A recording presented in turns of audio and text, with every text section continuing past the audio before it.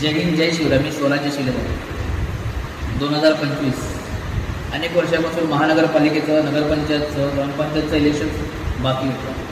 4 वर्षांनी इलेक्शन घेतो मी स्वतःच्या स्वार्थासाठी. का सांगतो?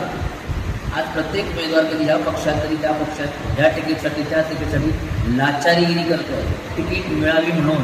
आणि तिकीटसुद्धा ही लोक इलेक्शनला 2 करोड 1 करोड तिकीट हवे, 1 करोड तिकीट हवे, 2 करोड म्हणजे तिकीट विकले म्हणजे लोक लोकशाही विकत आहेत. म्हणजे हे स्वतःच्या स्वार्थासाठी ह्यांना देशाचं, जगाचं, लोकांचं, समाजाचं भलं नाही करायचं आहे. लोकप्रतिनिधी म्हणून फक्त स्वतःच्या खिशात पैसे भरणार, हा जनतेचा पैसा आहे. आज ज्या ज्या लोकांना तिकीट नाही ते पक्षात भरती करतात, पक्षात जातात, प्रवेश करतात, तिकीट घेतात. ही तुमची आमची नाही आहे, ह्यांना फक्त देश लुटायचा आहे. पण भारतीय स्वराज्य सेनेने ठरवलेलं आहे, महाराष्ट्रामध्ये आता महानगरपालिकेचं इलेक्शनचं मुघल वाजलेलं आहे.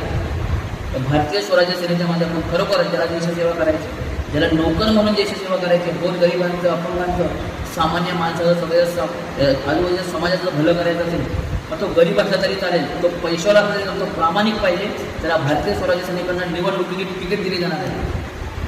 इकडे तिकीट विकली जाणार नाही. सामान्यांना सामान्य असू दे, त्याला भारतीय स्वराज्य सेनेच्या माध्यमातून निवडणूक ही तिकीट दिली जाणार आहे. आणि कारण का गरिबांनी का नाही इलेक्शन लढावं?